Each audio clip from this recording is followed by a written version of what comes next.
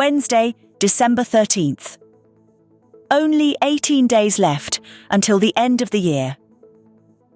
Today we'll discuss why Lutherans and Orthodox met in Estonia and what the community of Sant'Egidio is preparing for the first day of the upcoming holidays. We'll also cover the happy ending of a Catholic priest's ordeal in Nigeria and what the Union of Utrecht is doing in India. To conclude, we'll ponder whether a Christian must be sad and what French writer Françoise Sagan thought about it. Yesterday, Donald Tusk, the new Prime Minister of Poland, delivered a speech in the same. He emphasized the importance of community, rule of law, the constitution, and democracy. He outlined the government's plans for the economy, social policy, and foreign affairs, including support for Ukraine and rebuilding Poland's position in the European Union. His government will focus on promoting equality, women's rights, and rebuilding public media.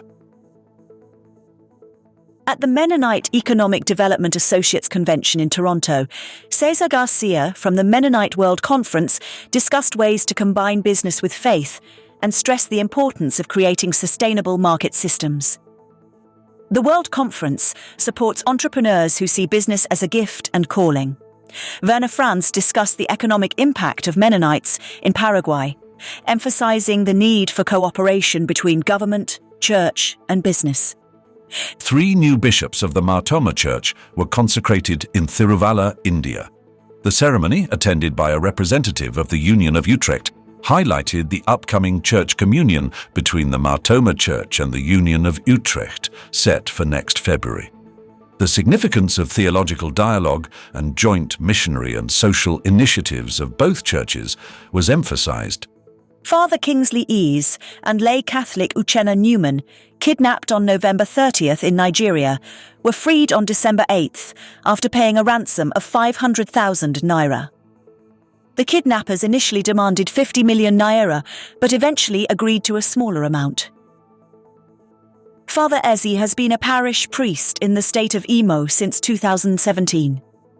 Lutheran and Orthodox theologians met in Tallinn, Estonia, to prepare for the 18th session of the International Joint Commission for Theological Dialogue. The meeting took place in the 15th century Pirita monastery. The next commission meeting will be held in Egypt in May next year on the occasion of the anniversary of the Council of Nicaea.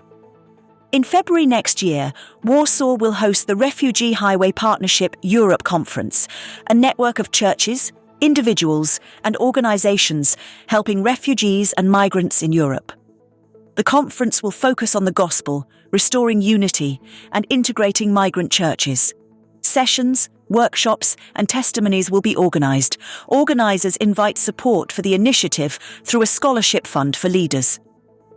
On the second day of the approaching holidays, the community of Sant'Egidio is organizing a traditional Christmas dinner in Warsaw. The event will be held in the capital's church with about 450 guests, including the poor, homeless, refugees, children, and community members. The invitation was accepted by the Metropolitan of Warsaw, Cardinal Kazimierz Nietzsche. The community invites volunteers to help organize the event.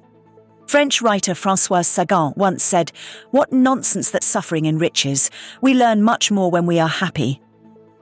Paul of Tarsus, the author of biblical letters, might be surprised and wonder if he confused joy with sadness. The Bible, often associated with teachings about suffering, speaks a lot about joy.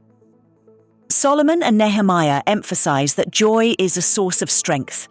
Apostle Paul, speaking of the strength that comes from faith and optimism, might also agree with Françoise. Surely it's better to replace sadness with joy and tears with a smile. Faith in God doesn't have to be sad.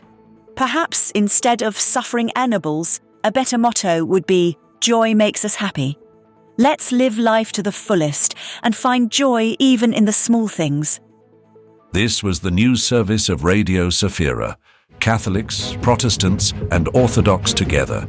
May God bless us all.